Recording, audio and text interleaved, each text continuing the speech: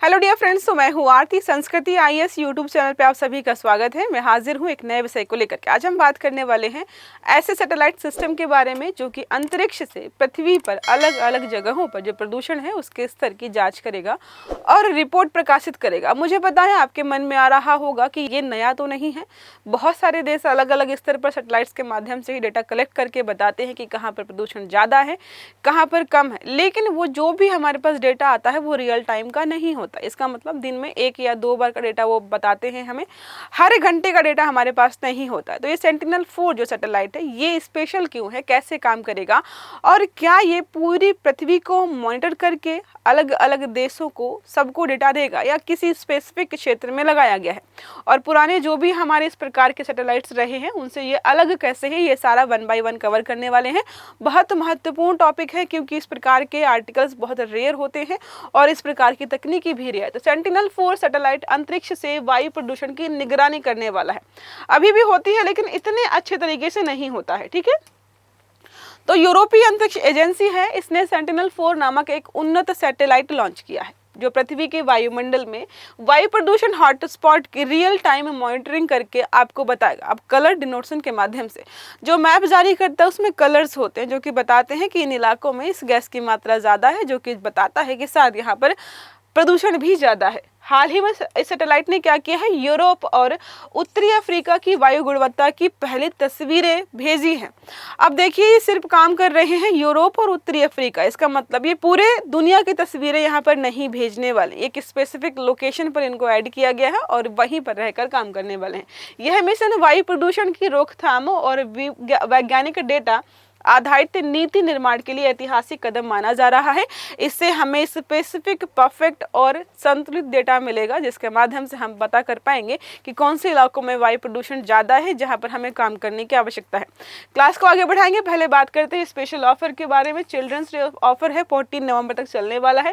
NCERT course आपको 5500 में मिल जाएगा और हमारा सीसेट बैच आपको 10,000 में मिलेगा। मोर देन 60 to 75% का आपको डिस्काउंट दिया जाए। नंबर है 9555124124, या फिर आप विजिट कर सकते हो sanskritis.com की वेबसाइट, ठीक है। चलो बात करते हैं टॉपिक पर। तो प्रक्षेपण और परिचालन की स्थिति देखा है, लॉन्च स्थिति है जुलाई 2025 में भेज दिया गया था, लेकिन अब इसने फोटोज भेजना शुरू कर दिया है, इसलिए चर्चा में आया है। एजेंसी कौन सी है, तो यूरोपियन अंतरिक्ष एजेंसी है। कक्षा के बारे में बात करते हैं, ऑर्बिट तो स्थिर है, जियो स्टेशनरी ऑर्बिट है। याद रखिएगा जो हमारे पास सेंटिनल-1 है, 2 है, 3 है, वो थोड़े अलग हैं क्योंकि वो आपके ध्रुवों पर मतलब ध्रुवों पर स्थापित किए गए हैं, और ये है जियो स्टेशनरी। ऊंचाई के बारे में बात करते हैं तो 35,405 किलोमीटर। पहली तस्वीर 8 अक्टूबर को भेजी थी और लगातार तब से हमें तस्वीरें दिखाई जा रही हैं। सिस्टम जो है इसका बहुत इंपॉर्टेंट है, ये है मीटियोसैट 3rd जनरेशन श्रृंखला का हिस्सा है। ये ऐसे क्या करते हैं, वैज्ञानिक वेन व्हीलेन में जो हमारे यहाँ पर हैं, मतलब हमारे का इन्हीं के हैं। यह पहला यूरोपीय मिशन है जो प्रति घंटे वायु गुणवत्ता का अवलोकन करेगा। तो मैंने बताया था रियल टाइम अवलोकन कर रहे हैं, हर घंटे बता रहे हैं कि भाई इस इलाके में वायु की गुणवत्ता खराब है, ठीक है या नहीं ठीक है। अब आपको लगेगा ये डेटा तो हमारे पास भी होता है, लेकिन वो सैटेलाइट वाला डेटा नहीं होता। वहाँ पर जो मशीनें लगी होती हैं वो वहाँ के वायु गुणवत्ता को मॉनिटर करके जो आपको डेटा देती हैं वही होता है। और हमने हाल फिलहाल में देखा था कि वो मशीनें जो डेटा बताती हैं उसको हम कैसे मैनेज कर सकते हैं। वहीं पर ट्रक घुमा दिए 2-4 बार, वहाँ की वायु की गुणवत्ता अच्छी हो जाएगी। अब कैसे अलग है बाकी सैटेलाइट से, तो यहाँ पर क्या लिखा है, सामान्य सैटेलाइट्स कहाँ पर हैं, ध्रुवीय पोलर ऑर्बिट्स पर लगाए गए हैं, जबकि सेंटिनल कहाँ पर है, जियो स्टेशनरी पर है। नेक्स्ट बात करते हैं, पूरी पृथ्वी के विभिन्न भागों की फोटो भेजते हैं जो सामान्य सैटेलाइट्स हैं, लेकिन ये सैटेलाइट क्या कर रहा है, केवल यूरोप और उत्तरी अफ्रीका के फोटोज ही भेज रहा है। अब स्पेसिफिक एरिया पे लगाया गया तो जाहिर सी बात है बेटर काम करेगा। एक व्यक्ति को काम दीजिए 10 और व्यक्ति को काम दीजिए 2 जो काम दिए गए हैं वो उनको बेटर तरीके से काम करेगा। सिमिलर यहाँ पर भी है। और सामान्य सैटेलाइट्स क्या करते हैं, दिन में कुछ बार आपको डेटा देते हैं। यहाँ पर क्या है, सेंटिनल-4 जो है हर घंटे आपको रियल टाइम डेटा दे रहा है। बाकी सामान्य सैटेलाइट्स क्या है, मौसम और भूमि अध्ययन भी करते हैं, लेकिन ये जो सेंटिनल है ये वायु गुणवत्ता और मात्र प्रदूषण की ट्रैकिंग, मतलब स्पेसिफिक सेक्टर के लिए ही इसको बनाया गया है जो कि विशेष क्षेत्र में ही काम करने वाला है। अब किन गैसों की निगरानी करता है, तो बहुत सारी गैसेस हमें पता है, नाइट्रोजन ऑक्साइड हो गया, नाइट्रोजन डाइऑक्साइड हो गया, सल्फर डाइऑक्साइड हो गया और ओजोन। तो ये 3 गैसें हैं, इनकी निगरानी करता है। प्रमुख स्रोत कहाँ से, मतलब कहाँ कहाँ से आ रहे हैं, तो वाहन, बिजली संयंत्र, औद्योगिक कोयला आधारित पावर प्लांट, औद्योगिक अभिक्रियाएं, फोटोकेमिकल प्रक्रिया। साथ में बात करते हैं कि कौन कौन सी गैसेस के माध्यम से हमें कौन सी स्वास्थ्य संबंधी समस्याएं होती है। तो NO2 से अस्थमा, फेफड़ों की सूजन, SO2 से अम्ल वर्षा, श्वसन रोग, और ओजोन 3 से हृदय रोग और आंखों में जलन वगैरह आपको देखने को मिल जाएगी। या तो समझ में आ गया होगा। अब बात करते हैं डेटा संग्रह की वैज्ञानिक प्रक्रिया। तो अब ये किस माध्यम से मॉनिटर कर पा रहे हैं कि कहाँ पर कौन सी गैस ज़्यादा है, कहाँ पर कौन सा प्रदूषण ज़्यादा है। तो आप ये इमेज देखिए, यहाँ पर इमेज तो चलो ठीक है, एक और इमेज बहुत अच्छी से लगाई थी मैंने, ये वाली इमेज देखो। आप देख रहे हैं ना कि अलग अलग जो है कलर कॉम्बिनेशंस यहाँ पर दिखाए जा रहे हैं। तो ये लोग क्या करते हैं, जो सूर्य से रोशनी आती है, सूर्य से जो प्रकाश आता है, अब सूर्य से प्रकाश आता है वो परिवर्तित भी होता है। डिपेंड करता है कि इस इलाके में कौन सी गैसेस हैं। अब कुछ गैसेस ऐसी हैं जो पर्याप्त मात्रा में प्रकाश को अवशोषित करती हैं। तो वो लोग देखते हैं कि भाई इतना प्रकाश यहाँ पर गया था, और इन इलाकों में हमें इस रंग, मतलब रंग के माध्यम से डिनोट किया है, क्योंकि जो भी गैसेस होती हैं वो अलग अलग प्रकार के अल्ट्रावायलेट रेज को जो है जनरेट करती है। तो वो माप कर लेते हैं कि भाई इस इलाके में पहले ये जो प्रकाश का अवशोषण है इतना हो रहा था, लेकिन अब ज़्यादा हो रहा है। इसका मतलब जो हमें यहाँ पर तरंग दैर्घ्य दिखाई दे रही है, तो इस गैस की उपस्थिति ज़्यादा है। समझ में आ रहा है कैसे काम कर रहे हैं। तो सैटेलाइट सूर्य के उस प्रकाश को मापते हैं जो पृथ्वी और वायुमंडल से परावर्तित होकर आता है। प्रत्येक गैस का अपना एक स्पेक्ट्रल सिग्नेचर होता है जो कलर के माध्यम से डिनोट करते हैं। सेंटिनल-4 जो है ultraviolet visible near infrared spectrometer इन संकेतों का विश्लेषण करता है, वायुमंडलीय गैसों की मात्रा और वितरण का निर्धारण करता है। तो इन्होंने हर स्पेक्ट्रम का एक, मतलब जो भी गैसेस है उनको अलग अलग रंगों से निर्धारित कर रखा है।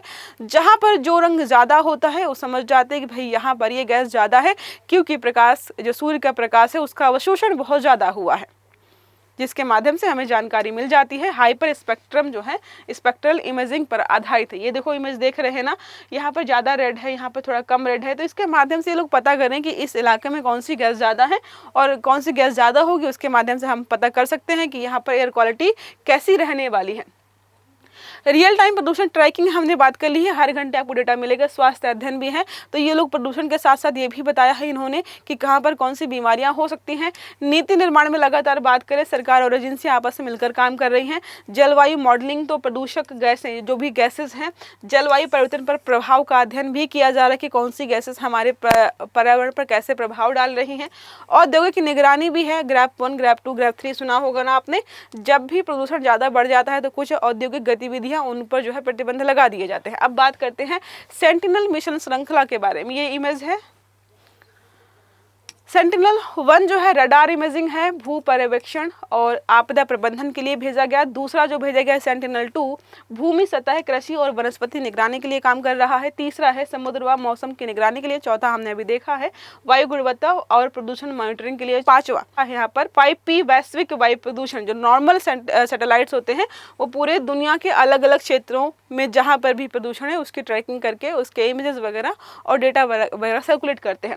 अब वैश्विक परिप्रेक्ष्य और तुलना करते हैं कि क्या ऐसी कोई सैटेलाइट अन्य देशों ने भी यहाँ पर लगा रखी है।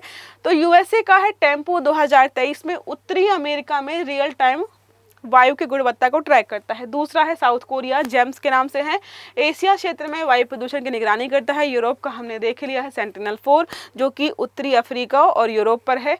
और इंडिया का भी है प्रस्तावित, मतलब हम अभी काम कर रहे हैं।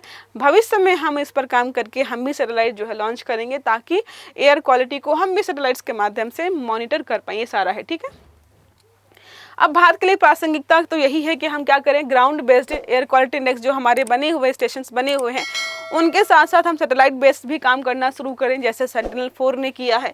और जियो स्टेशनरी पॉल्यूशन मॉनिटरिंग सैटेलाइट्स विकसित कर रहे हैं हम, लगातार इस पर काम किया जा रहा है। हो सकता है भविष्य में हमारे भी सैटेलाइट्स यहाँ पर हों जो कि अलग अलग इलाकों में हो रहे वायु प्रदूषण को सही तरीके से रियल टाइम में हमें बताते रहें।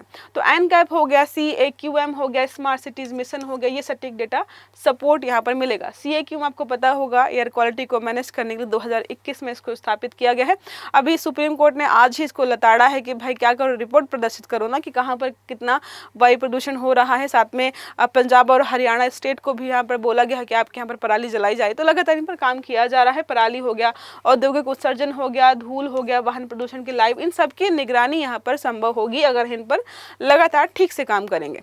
अब एक प्रश्न हमारा है, सेंटिनल-4 की प्रमुख विशेषता क्या है? वैसे तो बहुत सारे सैटेलाइट्स हैं जो कि इसी प्रक्रिया पर आधारित है, लेकिन ये थोड़ा सा अलग कैसे था, विकल्प है पोलर ऑर्बिट में वायु प्रदूषण निगरानी करता है, दूसरा है जियो स्टेशनरी ऑर्बिट में प्रति घंटे वायु गुणवत्ता अवलोकन करता है, तीसरा विकल्प है सौर विकिरण का अध्ययन करता है, और चौथा और आखिरी है ग्रीन हाउस गैसों का भूमिगत मापन करता है। तो सही आंसर आपको देना है कमेंट बॉक्स में। आई होप ये आर्टिकल आपको समझ में आया होगा। अगर वीडियो अच्छा लगा है तो लाइक करना है, चैनल को सब्सक्राइब करना है, बेल आइकन दबाना है ताकि जितने भी इस प्रकार के आर्टिकल्स हैं वो सारे आपको समय पर मिलते रहें। तो अच्छे से पढ़िएगा। Have a good day. Thank you.